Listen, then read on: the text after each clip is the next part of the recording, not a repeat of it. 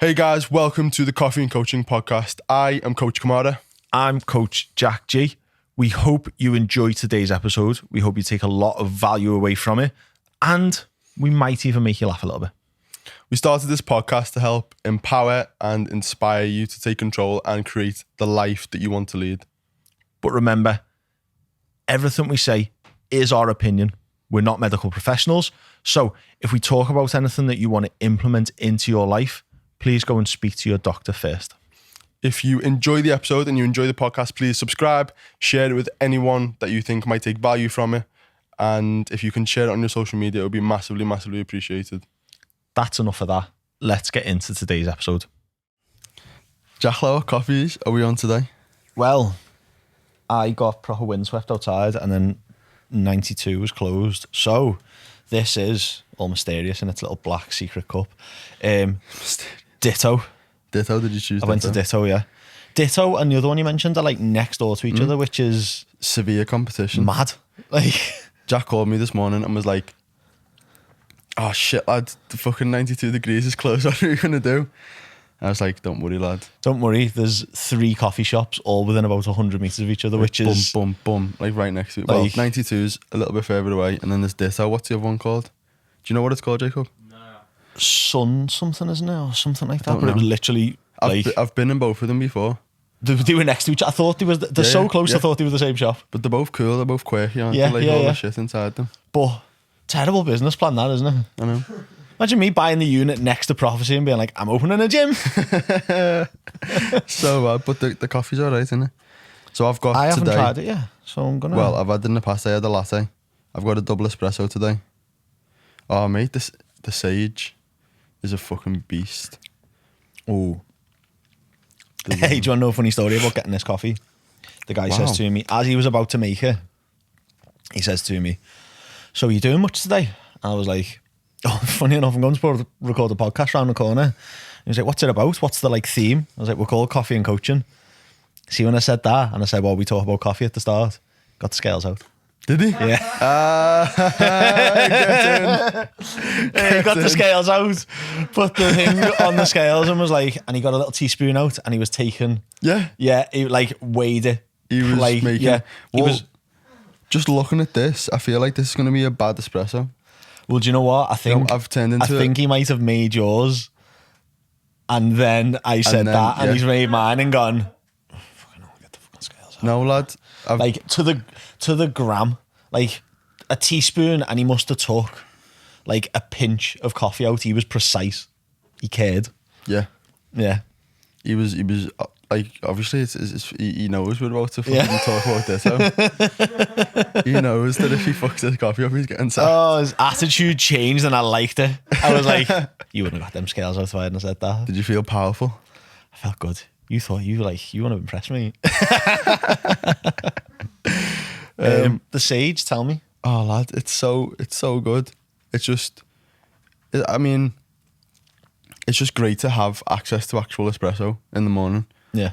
rather than just like Americanos all the time. Yeah.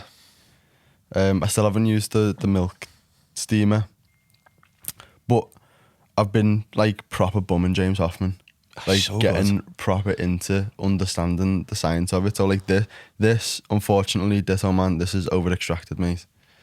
So it's one of them. You get the burn Yeah. sort of taste in there. It's sound, to be fair. It's very powerful, very fucking strong. Like the ratio of coffee to water is just it's not accurate, mate. No. No, I'm only messing. But since I've got that, I've become more bothered about like getting it perfect. So I've got the setup of the coffee so perfect, like the grind size, This is dosage. probably Like one I've of even the worst ordered things you could have done, I've really. even ordered new scales that measure to like the 0.1 of a gram to make it like this was fucking like perfect. I didn't even think about this, but that's the type of like that you are. I'm obsessed with it. I called it a blue personality from reading Surrounded by Idiots. I bought that in the airport, by the way. Yeah, good book. Everyone Really did. good book. Interesting about human behaviour. But you are just so, I mean, a little bit red. Red is like, if no one's read the book, is like driven. You see like an angry CEO. You think like Alan Sugar, like red personality, like driven, wants to be on top, wants to likes competition, likes to win.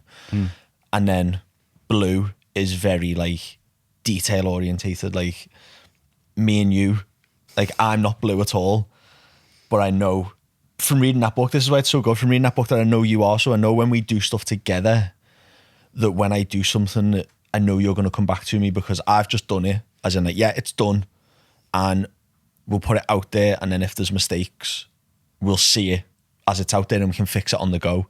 Whereas your brain won't allow that, and it's like, no. Yeah. So this. Go fix that. Like, so much so, and I want to tell this story because it's... The podcast caption? Oh, the podcast caption had me laughing my head off because I knew you were going to. So the last episode, we got sent in the Google Drive to post, and Isaac's going away on holiday. And were you in the airport at the time? No, it was the first day we'd got there. Oh, so you were actually on holiday at the time? Yeah, because you texted me and you were like, oh, I'm going out now. I was just waiting for it to download. So like holiday Wi-Fi, doesn't matter where you go unless you're like a business hotel. It was actually a bit better than my home Wi-Fi, to be honest. Home Wi-Fi is fucking terrible. Oh, it's so bad. It's like that call we had this week. Oh, mate. That was on my hotspot because the Wi-Fi was even worse. Yeah. Anyway, go on. So I said to him, right, okay, well, I'll stick it up if you want, because I'd already put the reel up. And I was like, I've put a reel up with a call to action to go and listen to the podcast, and it's not up yet. So I kind of jumped the gun on that, and I need to get the podcast up to back it up. So I was like, I'll just do it. Like, normally I'm not in a rush because I don't want to rush you to get it up. But I was like, well, that's up. I need to get this up. I'll do it. I'll put the podcast up. And I can't remember what I said, but I was like, I'll do it. And the message I got back was like, okay, write the title exactly how I've written the title. Write the caption. Don't put any spelling mistakes in it. Make sure you check the grammar. And then something else, didn't you? And it was like, so it follows the theme of all the other ones. Yeah. I was like, do you want me to just send you it before I put it up? I'll just let you check it over. And then I replied back to you, didn't I? And I was like, it's making you very uncomfortable giving up this control, isn't it? No, but this is what, since you've made me aware after reading that book of that. Yeah. I think it's good to have like a mixture of all of them, so I can sort of like the awareness around that automatically just sort of elevates your ability to perform and do stuff and be effective and whatnot. So like normally I would have just said, no, I'm gonna do it. Yeah. Just let me get back from breakfast and I'll do it. But I've said to you before about this, potentially thinking of hiring some people in the future. In the past I was going to and didn't because I didn't want to give anyone else control because it would have like made me like feel like anxious about it and all that. But then if I want to actually take the business in that direction, then I need to be able to give control. So that opportunity presented itself. I was like, I'm just going to give him control, but I'm going to make sure that it does still fall within what is required, because you do often have spelling mistakes. Like so often. Not as much anymore. I used to. I feel like because you're like the way you've just said, you're not Blue at all. You'll just write it and then just go. Yeah. So you won't check it.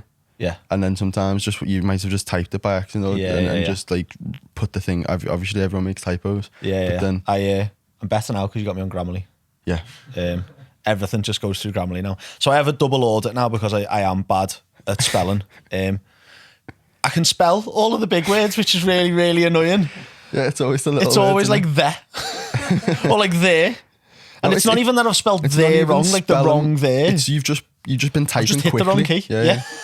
So there's just like a Y in there because I'm just like hammering the keys out. Yeah. What was I going to say then? Yeah. So like I'm better because of that, but understanding personality types just makes you able to be a better human. I know this is a little bit off topic what we're going to talk to you today, but it does, because like realistically, if I hadn't have read that book and you'd have sent me that message and I didn't know you and the person you were, I'd go, the fuck's this knobhead? Like, I can write a fucking caption. Shut up. Like, why are you talking to me like a dickhead? Whereas understanding that's a big, like, that's your personality type, and going, okay, well, this is actually making him quite uncomfortable. Yeah. I can go, that's funny, that actually, I'm going to make him squirm. But yeah, it's important. It's a good book. Yeah. Well, I haven't read it. It's a good book based on what you've told me about it. So much so that I bought it. Yeah, really, really interesting. Because it asks you through the book to, like, so it'll describe like a blue personality type, and then there's like a section. I'm sure, almost certain, it's been a while since I read the book. I'm almost certain it was like, go and spend 5 minutes thinking of someone who is this personality type. And all the way through the blue, I was just like, Isaac. But then, like, so all the way through the blue, you were like massively blue, and I think blue was like second or third, and red was last. I think. Could be absolutely making this up. But then I got to red, and I was like, oh, actually, yeah, I see a lot of that in me, but I see a lot of that in you as well. And then I was like, okay, yeah, you're not completely, like, obviously there's more purple personality traits than just those 4, but they were like the 4 he uses in his book. But yeah, they were the 2 big ones that when you're trying to picture someone who that personality type is. Yeah. But good read. How's The Beast? The Beast is fantastic, mate. It's a hybrid, so I plug it in at night. Yeah, which Saving is the weird. Planet, Not really, am I? Because get me electricity from a power station. Power station uses the fossil fuels, so. Well, yeah, but a little bit. Kind of, maybe. I don't know. I'm saving me money. I know that much. Like that, the Jeep I had was just. God, I put so much money in that just in diesel, like especially with diesel prices going up. Petrol's disgusting. Oh, I was easy putting like 50, 60 quid a weekend minimum, and I filled this up full tank. Cost about 40 quid on petrol from Costco because it's the cheapest place, and I've only filled it up once since I got it. When did you get it? Last week? Last Thursday. Sick. Yeah, and I've done nearly 600 miles already. I've had a busy week. Yeah. I've been everywhere. So good though. So nice to drive. Yeah. Smooth. I've never had a brand new car before. Haven't you? Never ever been in a brand new car before. Do you know what? I pulled up in front of it outside here just before. I was like, well, that's a nice car. And I went, oh shit, that's Jack's car. Yeah. I was expecting to just see the blue whip. It's mad. I said to you, didn't I? I sent you the voice note that, like, I've made money and I'm saving money by getting rid of an old car and getting a brand new car, and I feel weird about it. If anyone doesn't know what the fuck's going on with the second-hand car market at the minute, do you want to explain it? Because I don't really know, but... So essentially, because of, like, for whatever reason, there's a shortage of this specific part. It's like a chip that goes in the car that they have to bring in from the EU. So car manufacturers are producing less cars because they've only got X amount of chips. So they're going to sell their highest grossing cars, or the cars they make the most money on. So like Ford at the minute, I think, are only making Transifans and Pumas. Yeah. So you can't get a new car. You can't get, like, if you went in and was like, I want a brand new Focus, you're going to be waiting like 18 months for some cars. Do you know what I mean? Depends where you're going to. So car places are buying cars, taking the chips out of them, buying used cars, taking the chips out of them, or people are just buying used cars because they can't get a new car. So used car prices have skyrocketed. New cars have probably stayed about the same, probably gone up a little bit with inflation, but used car prices have like my car that I sold was worth more when I sold it than when I bought it, and I'd put 10,000 miles on it. That's mad, that, you know. It was a year old. It was a year older than when I bought it. It had 10,000 miles more on it. I'd curbed all 4 of the alloys and someone had keyed the door, and it was still worth more than when I bought it. Fuck off. Yeah. That's mad, that. Mad. So, yeah, if you've got a used car, sell it. But you might struggle getting a new car. I was just really lucky getting that. I went in to say it, to have a nose, because I was ordering one and I'd never been in one. I just ordered it because I was like, oh yeah, that looks nice. And it's really cheap to lease it for a couple of years. And I was like, I should probably go and sit in one, see if I fit in it, see if it's nice to drive. So I went to chance my arm and say it, and was like, oh yeah, can I just have a look in one? Can I sit in one? Can I take it for a test drive? And the guy was like, where are you getting it from? Like, when have they told you you're getting it? And they were like, oh, we'll get it in Feb. And he was like, you won't. He was like, we won't even get cars in Feb. So if you're going to a lease company who isn't the main dealer, you're not getting it in Feb. And he was like, we've got that one on the showroom there. And it's the one that's outside. And I was like, ooh, that's nicer than the one I was getting. It's got nicer wheels on it. It's got a little couple of extra features. He was like, you can take that this week. Yes. Yeah, let's go sit down, fella. Come on then, you've sold me. That was like 8 o'clock in the morning as well. So like, as a car salesman, he's just got into work. He hadn't even took his coat off. Yeah. He's just sold a car. Nice. Brand new. What was it like Baller. being sold to as a salesman? Did you pick up on all the shit that he was trying to do to you? Yeah, like I knew that wasn't the only one they had, because it's not the only one. There was like 3 in the car park. I'd looked at them. Do you know what I mean? Like that were new. There's one on display out in the ramp that was red, but that's the one that was in the room. He was like, that's the only one. We're not going to get any more in. Like you're gonna be waiting for ages. Like all of that. Like sort of building the anticipation. That's right. You don't need to. Like building that, like the what do you call it? Like the fear of missing out and stuff like that. Yeah. Which is funny, isn't it? Yeah. Like I love. Now that I know a little bit more about sales, I love going on, like I love being sold to. Because if I don't want to buy something, I don't care how good you are at sales. Yeah. And I know that going in. I'm going to listen to what you're saying. I'm going to listen to what you're saying and learn about your sales script. Yeah. But I don't want to buy it. Like, and I'm stubborn. I am like massively stubborn. I think if you were a fantastic salesman, like Grant Cardone could probably sell to me, could probably get me to buy whatever. I don't even know what that is. Buys and sells properties. Big money investor like Gary V. Sit down with him, he could probably get you to buy something just by talking to you and being friends with you. What's his name? The guy whose book you read? Sabri? No, the like the original sales guy that done all the seminars, does all like the breakthrough experiences. Wolf Wall Street? No, I mean Tony Robbins. There we go. Yeah. Comes in with the save. Tony Robbins could probably have me skinned. Like no money, have to sell everything I own. Probably have to set up an OnlyFans to buy something. Do you know what I mean? Because like it's what he does, isn't it? It's his bread and butter. Yeah. But like your average run-of-the-mill salesman, if I don't want to buy it, mate, I'm stubborn. I will drag this out because I don't want to buy it.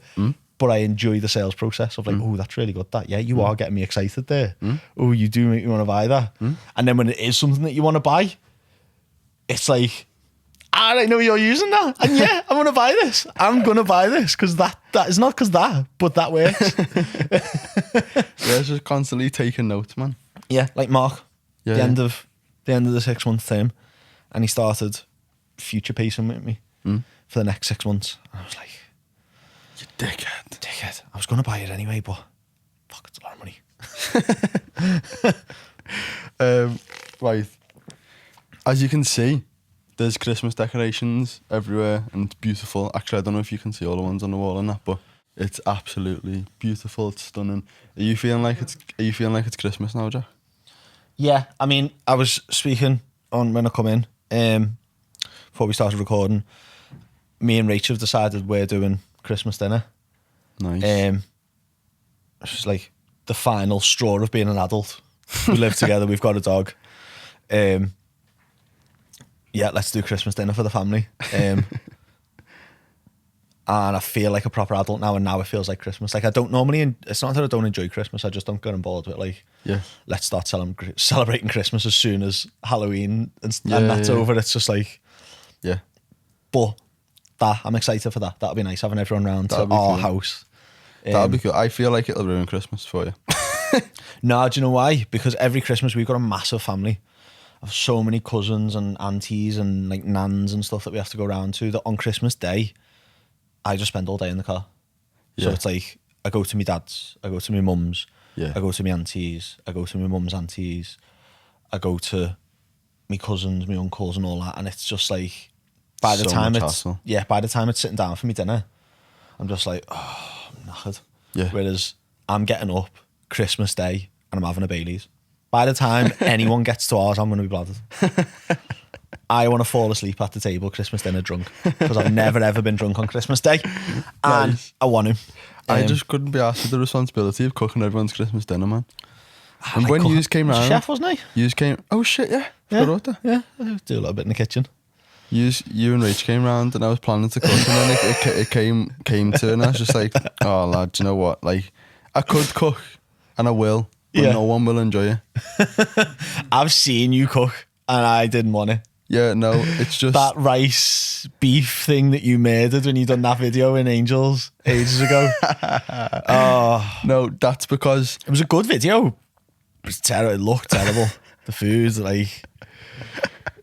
No, not the one that you posted, the one that you didn't post, the first one you sent me. It just went wrong. You had no utensils or nothing. No, because it was in fucking Angels, and for some reason, she just like doesn't. She just didn't have like basic household shit. Yeah. Because she didn't like, so she didn't have a microwave because she didn't use them. She didn't believe in them. We had this conversation. Doesn't believe in it. She thinks microwaves kill people. So she didn't have a microwave. We've got one now. Persuaded her. Didn't have like basic. We didn't have like any form of something to stir anything with. Yeah. It was just literally like cutlery and pans. Yeah. And I was literally, and so I had to cook microwave rice for the first time in my life in a pan, and it said put water in. So I put too much water in. It went all soggy. It was horrible. It was disgusting. But I was gonna cook for you, and I was like, nah, fuck that. Just can't be arsed. Disappointing everyone. So we're gonna take away instead. Yeah. The wine was nice though. Nice wine. Yeah. Was it 19 crimes? 19 crimes. That's it. I couldn't remember the name. But Angel has absolutely, the whole house is covered in Christmas stuff. Is it? Yeah. How's Pig with the Christmas stuff? We can't put none up because he's like 6 foot. He'll just rip it down. He'll just think it's a big game. No, yeah, it's fine. It's fine. Doesn't give a fuck. He's a good dog, isn't he? Yeah. Ours isn't. But the Christmas theme we wanted to speak about, today's episode is about how to actually stick to your New Year's resolution this year and not be the January dickhead who says they're going to do something and 4 weeks later gives up, and it's just sad and pathetic every single year. Statistically, you're not going to stick to your New Year's resolution. I can't remember the actual figures off the top of my head, but it's like 90% of people, and I'm sure that statistic's quite wrong, but it's around about that. Let's just make up some statistics. Let's just pull it. I'm just going to pluck a number off that tree. But the chances of you actually setting a New Year's resolution and then following through with it for the next 12 months is slim to none. And we want to change that. So today we're going to arm you with tools to be able to break bad habits, build new habits. And this is something that we use with our clients all of the time. It's not just a New Year's resolution thing. So we've tried and tested it on both ourselves. We're going to talk about how we use it in our lives. We'll sprinkle some stories in of how our clients have had wins with it. And you'll go away with practical tools that you can actually use to change the habits that you have or create new habits so that you can go into next year armed and dangerous with new habits. Armed and dangerous. Ready to actually achieve the results that you're looking for. And we are sort of like, definitely my ethos around building habits came from this book, Atomic Habits. Would you say the same? Yeah, that was definitely what got me into... A large influence, at least. It's where I touched on the... James touches on it. The psychology of habit building. And then that got me into listening to sort of Huberman's sort of... the science behind that and sort of what's going on like chemically within inside you to reinforce that, which is... Yeah, but that was the catalyst. That was what kickstarted it all. Yeah, it was a really good book.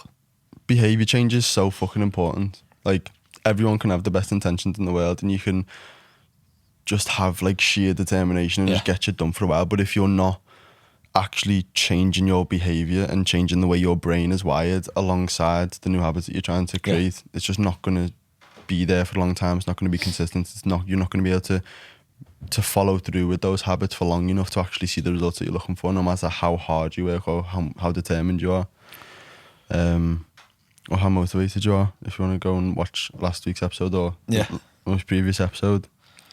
So the stuff that we're going to do is effectively going to rewire the stuff that not that we're going to do. The stuff that we're going to teach you today is going to help rewire your brain so that you can actually make these things autonomous, so that you can make them habitual, so you don't even have to think about them.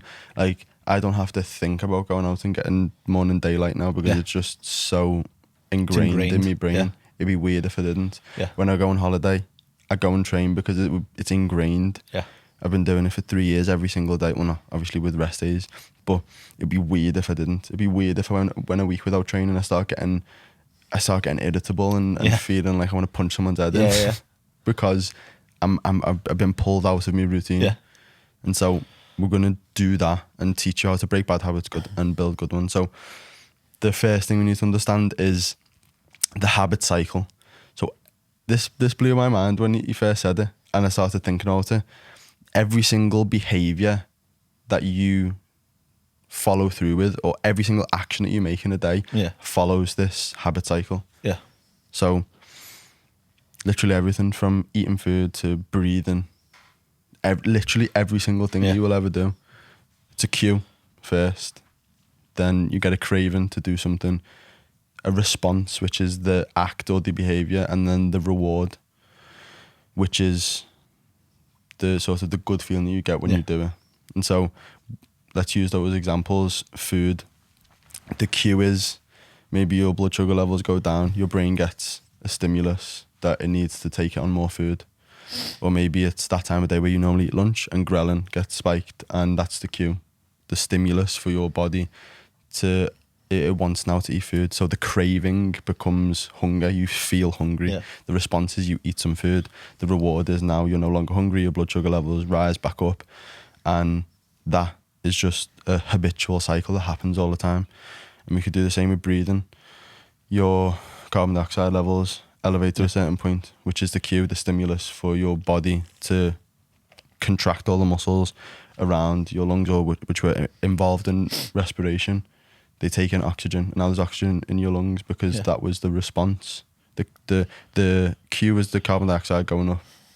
The craving is we don't want that. We want oxygen in our blood. The response is respire. The reward is now I've got oxygen in my blood. I'm not going to die. Did you, like, we are so habitual as humans. Like, did you listen to Andrew Huberman talking about that study where they videoed the car park in the university? And I might actually do it. I might actually time lapse The Office on like a Monday and see what I do. Do you know what I mean? Like, do it for a couple of days in a row and see. Basically, what he's talking about was it Stanford? I think it was Stanford, wasn't it? Put a camera up on a rooftop in the university car park for a couple of months, maybe a year. It was a long time. Yeah.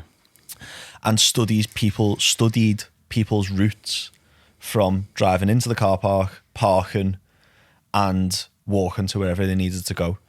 And obviously just mapped out the lines. And he said that, like, apart from like very small iterations, like that space is full, or like, I don't know, like someone's walked in the way and they've had to walk around them, that pretty much every day everyone followed the exact same route day after day after day. And that's just the habit, that it's part of your brain almost saving energy, isn't it? That you form the habit so that it doesn't have to think, right, well, I've got to make this decision, I've got to make that decision. It just puts it into your, forms a habit so that it just happens autonomously. Yeah. Well, you talk about that in the book as well, doesn't he? At the start, it's like the power of habit.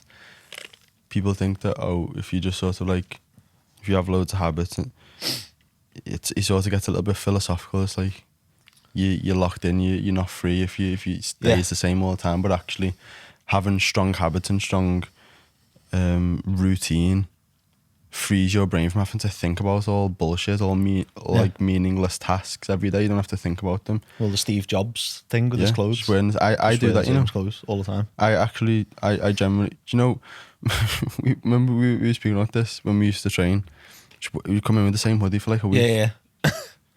Obviously, change the actual clothes that you're training in, but it's like, that's the hoodie. Just grab a hoodie. Yeah. Just that. Yeah. Going to train, hoodie, this.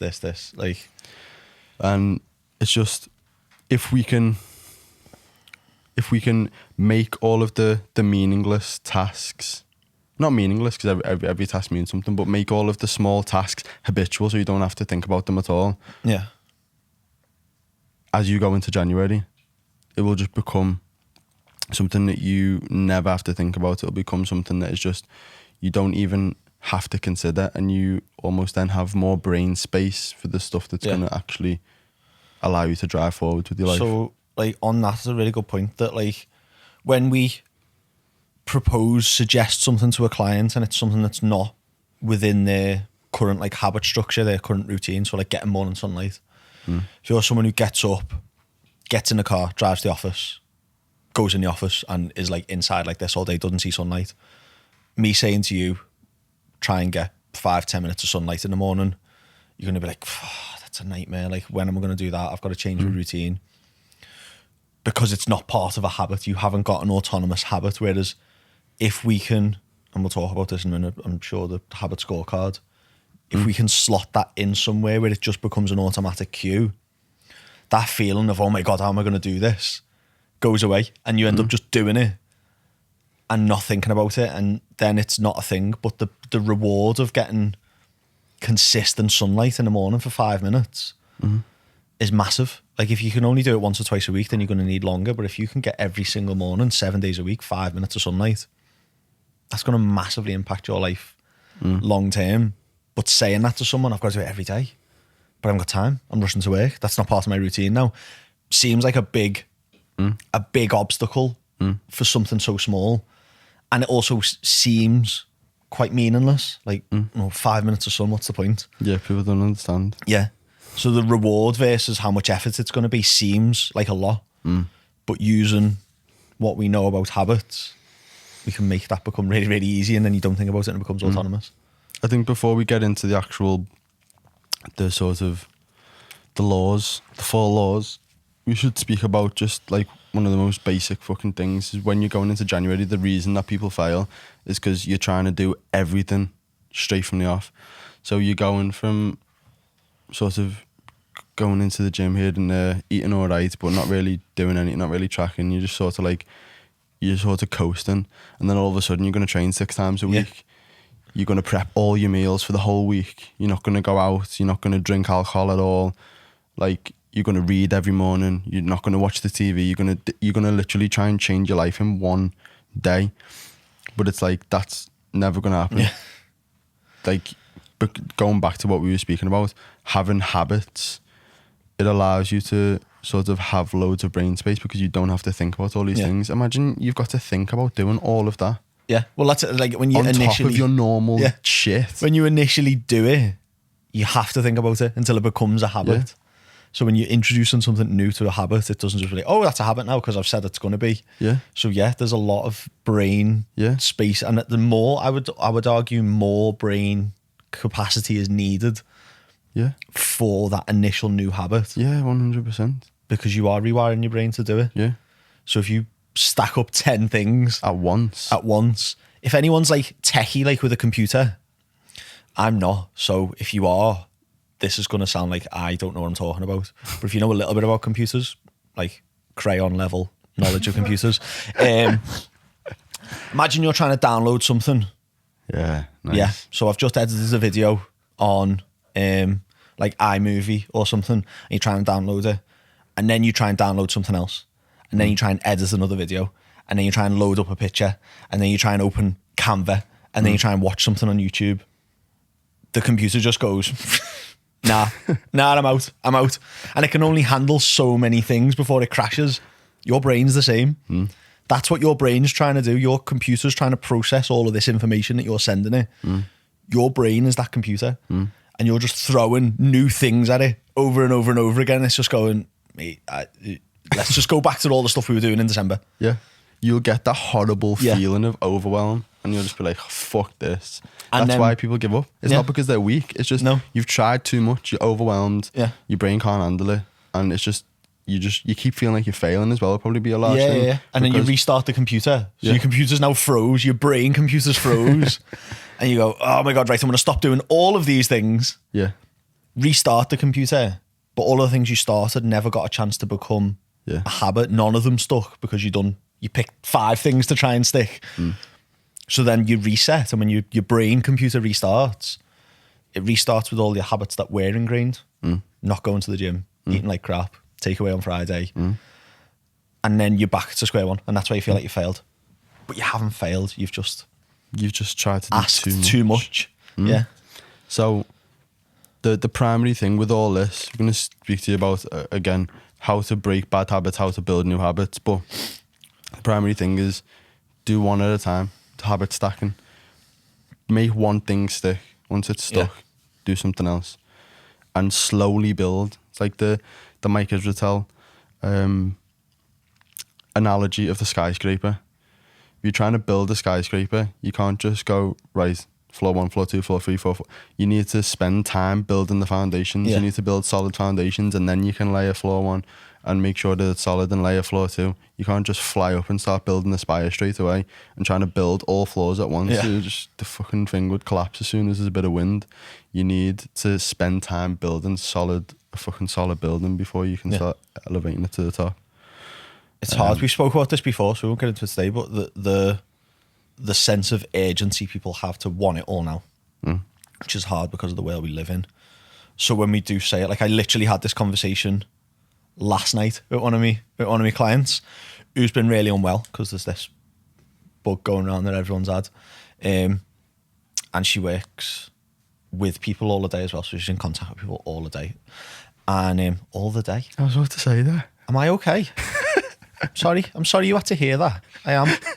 That was terrible use of words, but they're my words. And he said it twice as well. Yeah, I know. But me and Rach say this to each other all the time. They're my words, right? I'll do whatever I want with them. So she's in contact with people all the day. all the day.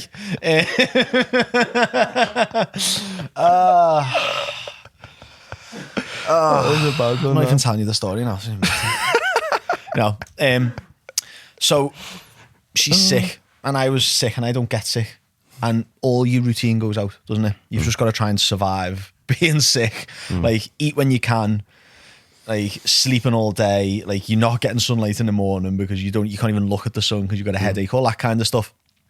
And she was like, oh, I've got to start again. And I was like, yeah, you have. And it's something I asked all the time is, what's one thing that by the end of this week or next week, because it was yesterday when I asked her, by next Friday when we speak again, when we check in again, what's one thing that you can have achieved, can have back in place? She's like, I'll probably sort my food out. Okay, do that. All next week for the next 7 days, that's all I want you to do. If you do other stuff, great. But that's your only goal every day. Do your food. Eat better. Get your calories back on track. Be meticulous with that. Do that for a week. And now it's not a lot, but it's massive. Like, so to hear, to most people, it's like, but I need to do more. What about my exercise? Oh, what about this? Well, I was going for walks as well. Like, what about the journaling? What about the meditation? Like, what I was like, just do the food. I promise you, just do the food. Have the patience. You'll get to the end of the week, and we can forget about that then. That's back in. Okay, now let's look at the training. Now let's look at this. If you're starting at square one, start at square one. You've got to almost be like tactical in the way that you give your energy. You've got to do the thing that's going to give you the biggest bang for your buck. So like getting food right is going to give her the biggest bang for your buck. For sort of, for someone else, it might be right, your head's fucked, right? So just meditate this week. Yeah. Just do the thing that is going to get you sort of back into the swing of things. It's like the people, as you say, want everything now, but they don't understand about the importance of, or not the importance of, the lack of importance of the little things. Yeah. So like, supplements are a great example in fitness. People are like, oh, I forgot to take my supplements. So fucking what? Like, yeah, probably better to take them, but like no one's gonna die. Yeah. I missed my meal by 1 hour. So, Yeah. doesn't fucking matter. If you do the major things correct all the time, you'll be fucking flying. What we should do, right? This is, again, completely off topic. We should get a full look at the life of us for a day. Because I think my clients looking at what I actually do in a day would be like, what? Yeah. Like, I'm not meticulous with food. I'm not like religious with training, but I've got solid structure and routines, and I've got rules around what I do with food, and I've got rules around what I do with routine and my phone down. But it is massively laid back. Yeah. But I'm consistent with it. That's the key. Like, The live that I did with all my clients on Thursday was literally about this, because one of my clients messaged me and he was like stressing because his routine had changed a little bit, and so his meal timings were a little bit odd. And so he was talking about like waking up and he had to train 1 hour after, so does he eat his pre-workout meal at 9:30 even though he's going to train at 10, and then having his post-workout meal, and then eating a second meal again half an hour later after the post-workout meal, and then he won't get a chance to eat till like 9 o'clock, and it was just like, I'd relax. come here. Come back down. Come on. Relax. And so I've made the whole live about this is just fucking relax with your food. As long as you hit your numbers at the end of the day, you're going to get 80%, I'd say, of, that's just obviously a figure that I've just plucked out my ass, but 80% of doing that today, it's fine. 80% of the results are going to come from just hitting your numbers. Yeah. If you can time your protein, distribute it evenly throughout the day, this is the other thing that I said, you might get an extra 10%. Yeah. If you can also then time your pre and post workout nutrition perfectly and get adequate simple carbs in pre and post, or not necessarily pre, but post, and adequate protein in post, and sufficient carbs pre, then you might get the extra 10% again. And if you can do all those things consistently, fantastic, but just focus on the fucking thing that's going to give you the biggest bang for your buck, which is just hitting your numbers, and set yourself up in a way where you can be consistent with that. Going back to our whole, like, being a bit spiritual and meditating and being present and stuff, right? Being present, really important in that, because do you not find with your clients, I know with mine I do, they hold themselves to a standard that they used to have. So, like, I've got a client at the moment who used to be big into the gym, like kind of big into bodybuilding and stuff like that. Had a big gap for a while, and has come back to it. Started getting back into like training now, and they're training really hard. But they said to me, like, I just feel crap. I feel so weak. Like, I used to be able to lift this. Like, I couldn't even finish this bit the other day. And I was like, okay, so what? Like, that was you 2 years ago. That's not you now. That reminds me of a Joe Rogan thing that I heard. And he was just like, he said, it pisses me off when people say, oh, I wish I'd started years ago. Yeah. But you fucking didn't. Yeah. So just fucking do it now. Yeah. Like, and just you're start here moving now. forward. So who gives a fuck what you used to be able to do? You can't now. So work hard now and get better now. Who gives a fuck what you used to be able to do? Like, I used to be able to run this far, and now I can only cycle like for 15 minutes before I'm out of breath. Great. Cycle for 16 next week. Yeah. People don't, like... No one cares what you used to do. Yeah. I don't care what you can do now. I just want to know what you can do now so that you can beat it next week. Yeah. It's just those seemingly insignificant small bits of progression over time with consistency will get you back to that point. Yeah. But you've got to focus on the now rather than the past.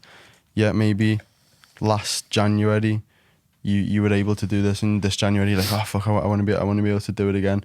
But you're nowhere near where you were. Right, we'll just go to the gym 3 times this week then. Yeah. For 1 hour.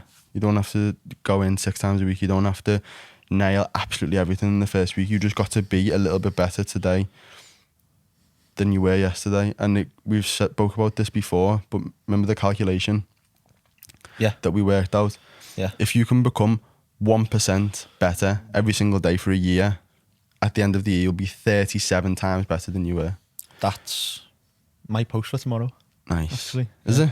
Yeah. Nice. So check my Instagram tomorrow, and there'll be a lovely visual of that. Won't be tomorrow when you listen to this. you'll probably It might just have been a go few and days find ago. my Instagram now by the time you're watching this, and it should be up. Yeah, hopefully. Hopefully. But then, if you, what was the other one that So if you're 1% worse, if you're 1% worse, you almost become 0. But it's gonna be hard to find in the fucking. I've got the image on my phone. It's all right. 300 It's all right. book, We're good to go. I've got it saved on Sound my phone. mad. That's a good coincidence, that, isn't it? Isn't it weird? Because I was like, I'm going to use that as a post this week because I sent it to one of my clients because for this exact reason. This is good. Yeah, we were talking about this and they were like, I'm just struggling to make all of these things work. Like, yeah, I'm eating better. Like when they started with me, I'll be completely honest, and if you listen to this, you'll agree with me. You weren't in a good place. This person was not in a good place. Like routine was out the window. Like mentally not in a good place, nutritionally, physically not in a good place. So there was a lot of work to do. So this person was getting really frustrated with the progress that they were making because they knew they had so much more to give and was like, oh, but like, I'm not doing this, I'm not doing that. And I'm like, yeah, but look what you have done. Like you're sleeping, they were sleeping maybe 2-3 hours at a time. And now they're sleeping 5-6 hours at a time. Like, okay, so I want you to sleep 7 or more, but you were sleeping 2 and now you're sleeping 4. You've doubled how much you're sleeping. That's big. That's huge. That's huge.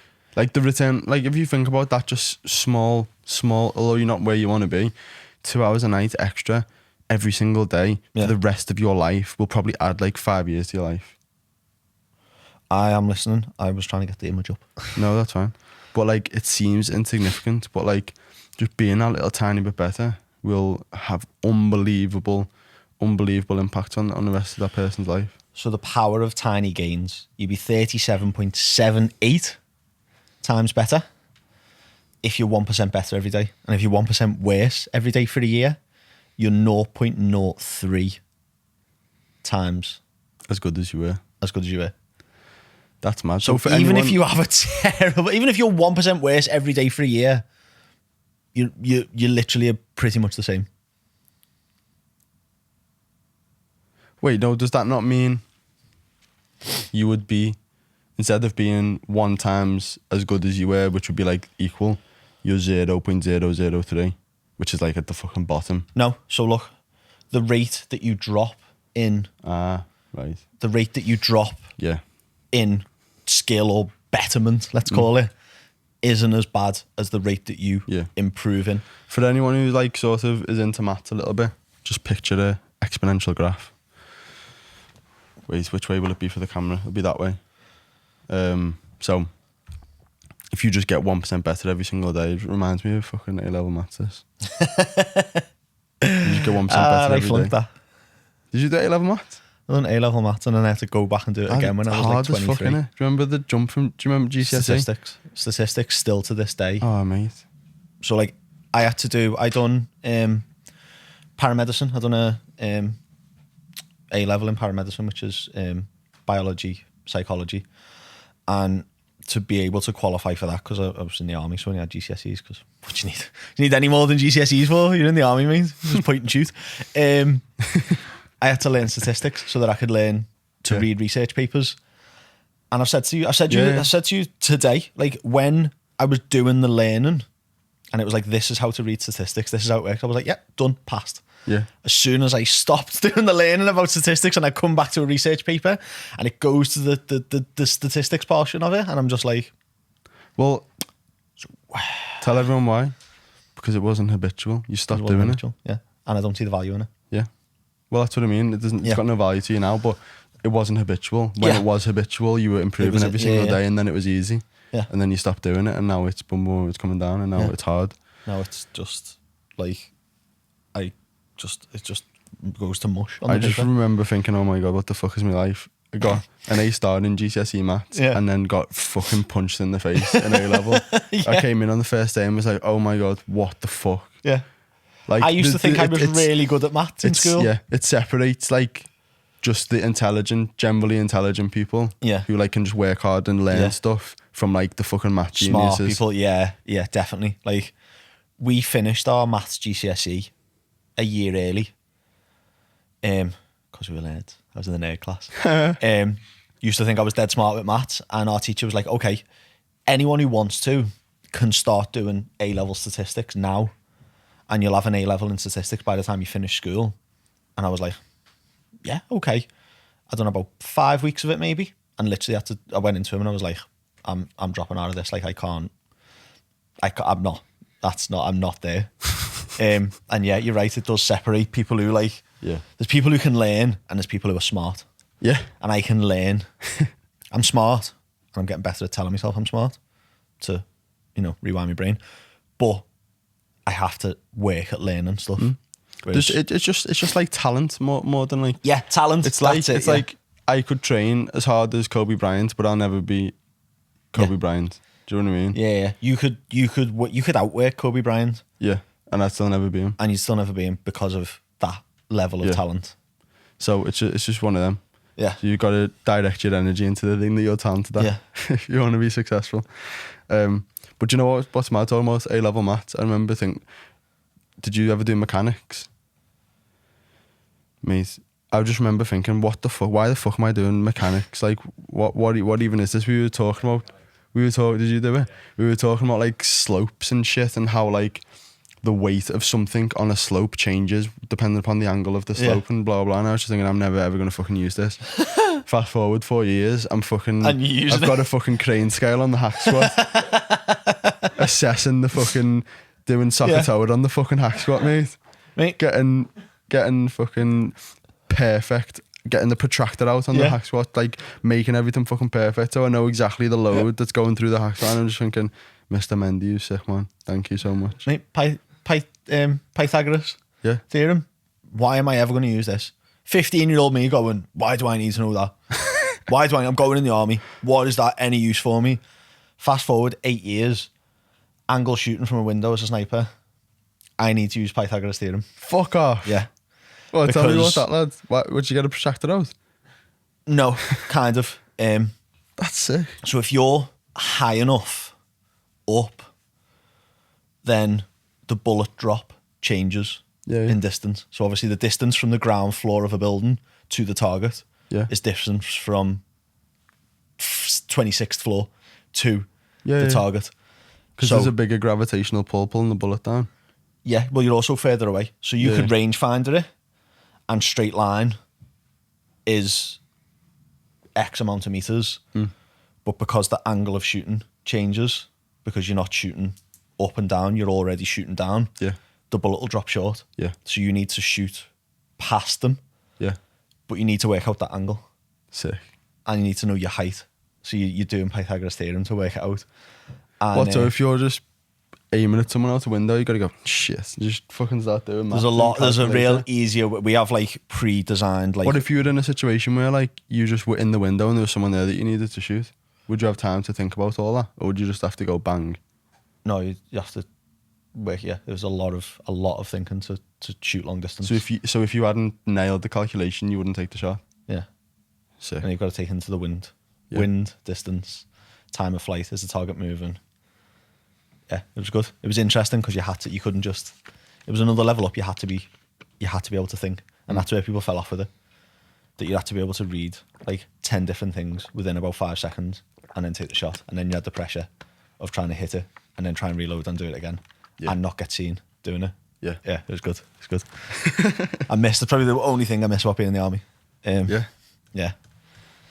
That was because it was a lot of brain. I like using my brain. It was a lot of like, and then when you get it and you hit, good fuzzy feeling. Yeah. Warm fuzzy feeling like, I am good at this. Sick. We should probably talk about these 4 things of the habit, shouldn't we, really? Yeah, we have. We've got not long left. So going back to, the 4 laws are in line with the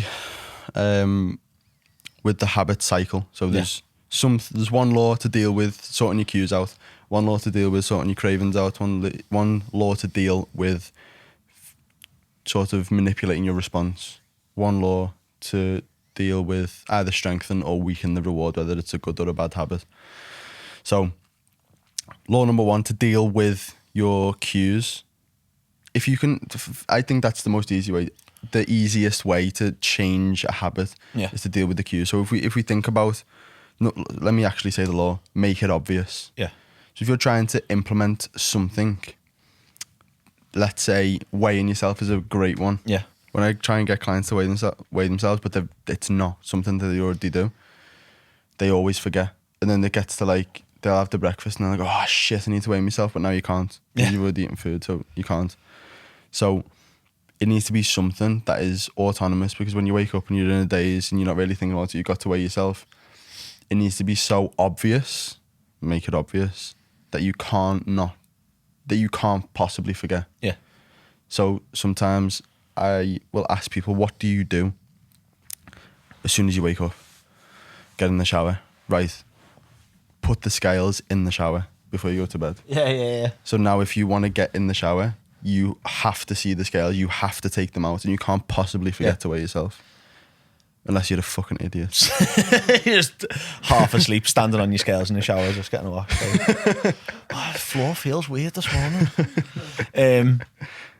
This is I think you do this too. Again, from the book, The Habit Scorecard, with your clients when you first start. It's such a handy tool to have and to go back to when you're trying to introduce something like that, so you can look at their routine. And basically what the habit scorecard is you just write down what you do in a day. When you wake up, turn your phone off. So one of them from someone this week was wake up, brush my teeth, scroll Instagram, breakfast, leave for work in a rush. And it was like, and that was the morning. And you put either a plus, a minus, or I use an equal sign. Plus is it's a good habit. It's helping you towards whatever your goals are. Minus is it's a negative. It's moving you further away from your goals, or it is impacting your ability to achieve those goals. Equals is it has no real impact. It's just a habit, like breathing. Like equals. Brushing teeth. Like, so that's positive. It's positive, but it's that kind of grey area. You know, when you're a bit driving to work. It's just one of them things. It has to be done. Yeah. Whereas like social media, first thing in the morning, if your brain space isn't in the best place, probably that's a minus. So that was a minus on the scorecard. Knowing that, you can then build things in like that with the scales. Like, okay, will you go and get a shower first thing in the morning? We need you to do this. Will you struggle drinking water? Okay, well, in the bathroom before you brush your teeth, put a bottle of water. Like, make it obvious, make it easy, like design your environment around it, and using that habit scorecard and seeing someone's habits. The scorecard's so powerful because you can see the negative ones and almost like put good ones in their place. Yeah. So like, it might be a case of, right, instead of fucking going on my phone and scrolling Instagram, I'm gonna go on my phone and put headspace on and meditate. Yeah. So the habit's already there. It's already there. You pick your phone up. Maybe you download some app that blocks Instagram or like locks Instagram, because I'm sure you can do that. I think you can do that, can't you? But again, that comes to like when you flip the habits on reverse. If you're trying to break a habit, so all of the 4 habits you've just gone through, then I've just gone through, if you flip them on their head, that's how you break a habit. The 4 laws, you mean? The 4 laws, sorry. Yeah. When you flip them on their head, the polar opposite of that is how to break a habit. So if we're trying to create the habit. So what I'd probably say is, like, if you're trying to break going on your phone, for example, just put your phone downstairs or do something so it's just completely out of your vicinity. As soon as you wake up, you're not reaching for it and scrolling on your phone. Because I actually think that's the worst possible way to wake yourself up for the day. It couldn't be worse. How many times have you opened your phone? I don't do it anymore, but in the past, and seen like a stressful message from a client, and it's just ruined your whole day. It's just because it sets the tone. Yeah, sets the tone. Oh my God, I cannot speak today. I'm sorry that you're listening to this. I'll be better. I am better. The things that you see first thing in the morning set the tone for your day. Like your brain, I feel like your brain wakes up almost numb. Like not numb, but like neutral. It's had no stimulus at night. It's rested. It's like in its most neutral state, unless you've had like a really bad, like if something big's happened the day before that's going to carry forward. If you just had a normal day, go to bed, wake up, reset, your brain's blank. And the information that gets sent then straight in the day is adjusting your mood for the rest of the day, isn't it? And if it's social media, if it's someone who, like, if you've got problems with your body and you're looking at people like with their tops off and it's making you self-conscious, if you're looking at the news, like the news, if you're man. looking at people posting stuff about the news or posting stuff about masks or whatever, well, maybe at like 7 o'clock in the morning, you pull up and you see a picture of your ex with someone else and it just fucks your head, imagine. Yeah. Like, you don't need that in the morning. No, it's the last thing you need. So completely off topic to this, but just get the phone away from your face in the morning. But even with that, even if the phone's there, make that habit good. Like you've just been saying with with Calm, make going on your phone, if that is a really deeply ingrained habit, which it is for a lot of people, make it a good thing. Make going on Instagram. So what's the bad part of that habit? It's going on social media, it's going on the news app, it's going on your client messages and seeing like 3 people all having major issues that you're going to have to spend all day dealing with. And it's like, oh my God. I just can't. I can't deal with, I haven't even had the coffee yet. Like, I can't deal with this meltdown right now. I'll come back to it in an hour, but it's that. So, turn all your notifications off. Yeah. Best thing I ever did on my phone. I just have airplane mode, put it on at 9 o'clock and just keep it on until I actually start work. Yeah. As soon as I actually need to utilize the phone, then it comes off. I airplane mode it, like you, but also don't have any notifications on. Yeah. Throughout the day. And I'm going to look at my phone for client messages at this time. I'm going to look at Instagram for this stuff at this time. It took me a long time to get into that habit. And I'm still working on it now. But massively helpful. But delete Instagram. Delete the news app. And if you want to go on Instagram, re-download it. So that's one of the other laws, isn't it? So we'll come to that in a minute when we come to response. But going back to it, make it obvious. So if you're trying to build something new, like let's say you're trying to eat more fruit, put a fruit bowl out on the kitchen side. Don't have it in the fridge, locked in the fucking the fresh crisp drawer. Did you see Ben Carpenter's video on that the other day? No. So they done a study and they put popcorn and they put fruit on a table, and whichever one was closest is what people ate more of. Really? They were both on the table, even if it was a really high, not high satiety food, but a highly palatable food. Yeah. If they were equal, they ate. They ate the more highly palatable one because they were equal. If they were further away, they ate whatever's closest. So yeah, just make it as obvious as possible so that you get the cue. So that's the first part of the habit cycle. If you're trying to create a new habit cycle, make the cue so obvious that you can't possibly miss it. If you're trying to break it, make the cue so difficult to see that you won't be reminded to actually follow through with the habit. So if it's chocolate and it's always in this cupboard that you open every day to make your cereal, and you'll see chocolate and then you put it in your lunch for work, get that chocolate and put it in a different cupboard or something like that. Or just don't even have it in the house, then the cue's not there at all. Don't buy it in, you can't eat it. So if you've got a small client like me who's like just over 5 foot, I said, well, is there anywhere in your house that you would have to get a chair out to reach? And they were like, yeah. I was like, right, okay, go get a chair out and I'll put the crisps there. Yeah, but that again is that's the other one, isn't it? That's the response one. So next is, once the cue, there's the craving. Make the new habit attractive. This is sort of like a little bit of a more of a psychological one, this one. I like to tell people to, like, if you want something to stick, you need to actually be excited about it. Yeah. So like, maybe when you were talking about the fruit, you put the fruit bowl on the side, you get the cue. Maybe you remind yourself in your head about what that piece of fruit is doing for your body internally, and you think about, you link to your vision plan. You think about your vision, and it becomes attractive because you know that that's a stepping stone to you becoming the type of person that you want to be. So it becomes almost like there's a drive to do it.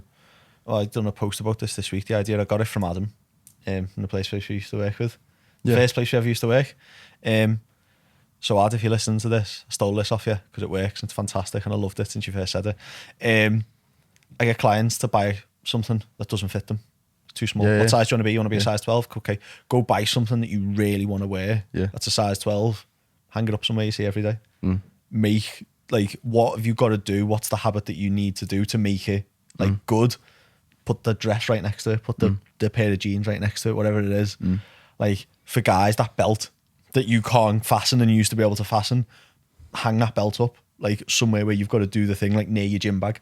So every time you go near the gym bag, you're like, I'm going to fit in that belt. I'm going to fit in that belt. Yeah, and it becomes attractive. Yeah. It entices you to want to actually drive hard and achieve the thing and follow through with the habit. I think that's also one we don't really need to expand on, but you've got to, in order to be able to do that, you've got to understand your why. So go back to previous episodes.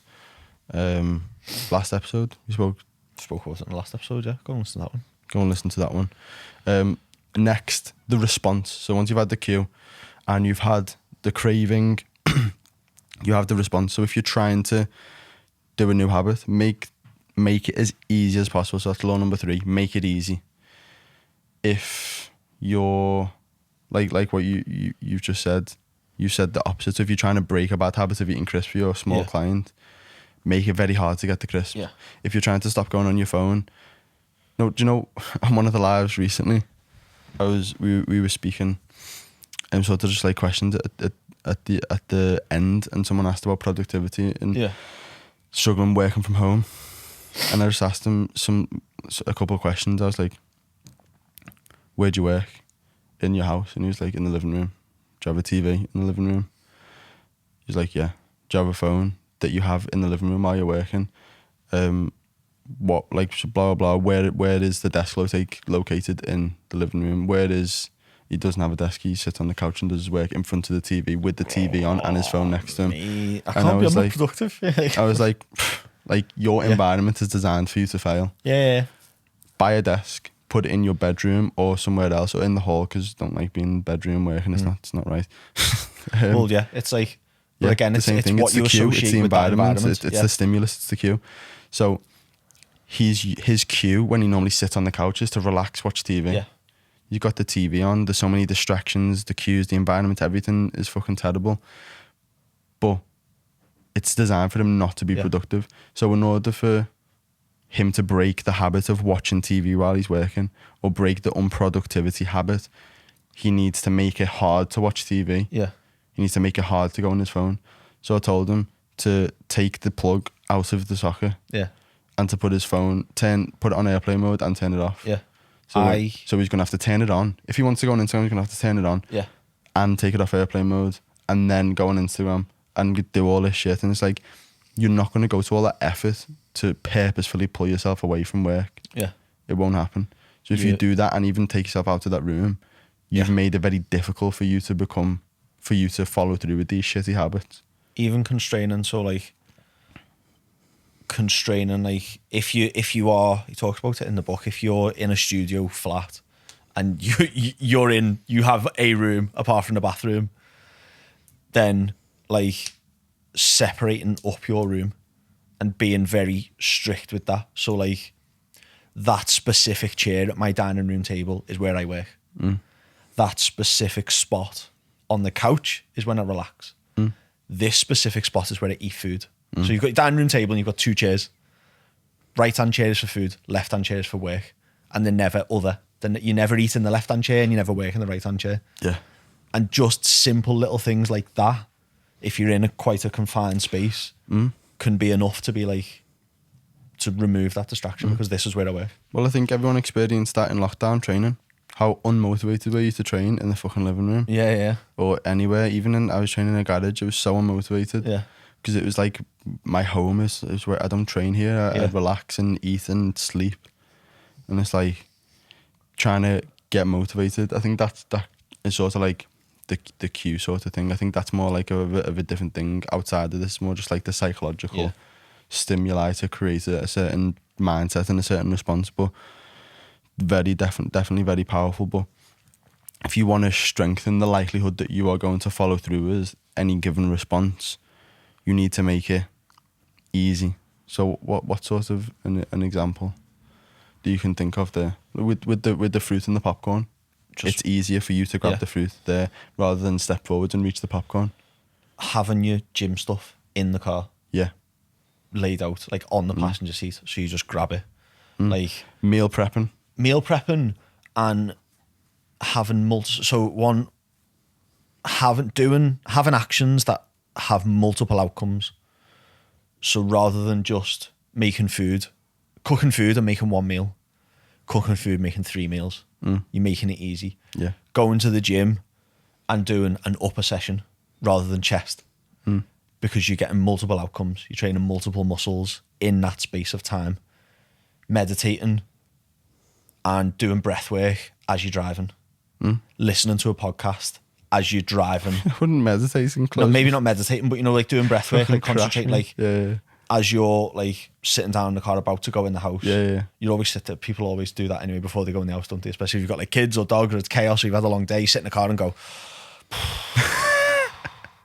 okay, let's go. That, you've got a minute there, 60 seconds, sit on the toilet, put a meditation on. Yeah. Like, I know it's mad, but read a book. My toilet, my bathroom's got a book in it. Rather than me sitting there scrolling on my phone. Multiple outcomes. Yeah. It's something little, but I'm reading. Yeah. Like, that, make it easy. So that you're doing one thing and getting 4 things from it. We've all, going back to the meal prep things, I think that's a powerful one to do with actual fitness, is like, if you've prepped your meals, it's so easy to just eat them. You don't have to think about it. You've already done it. You've already done the work. So you're never going to get placed in that situation where you're like, oh shit, what can I eat? I have to start tracking this food. I have to, and you're stressing out. You've already got the meal there. So make everything as easy as possible for you to succeed. Gym clothes on a Sunday night. Like, how many I wouldn't say 6, but say you train 3 times a week, 3 pairs of socks out, 3 sets of gym clothes. Have your gym bag there, 3 separate bottles of water if you want to get that far into it, 3 separate scoops of protein laid out, all done on the one day. You spend the same amount of time on that one day doing it, and then you've got to think about it for the rest of the week. It's easy, you can't not do it. So, coming to the 4th part of the habit cycle, which is the reward. How to sort of strengthen that or weaken that.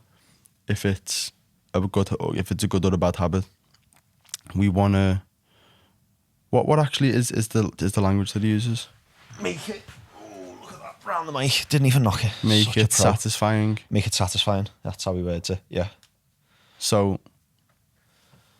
Again, sort of one of those things where it's more psychological. You've got to sort of trick your mind into thinking about this. Like, make it actually satisfying. So if you get the cue, you maybe let's talk about the gym bag. You set your gym bag up. You get the cue. You go, oh shit, I need to go to the gym. You've made it obvious. Next, you've made it attractive because you've got the belt there next to the bag. And you're like, I actually want to do this. And then you've got the response. You made it easy for yourself because it's there. You went to the gym. Now you smash the gym session out. Give yourself a pat on the back. Yeah.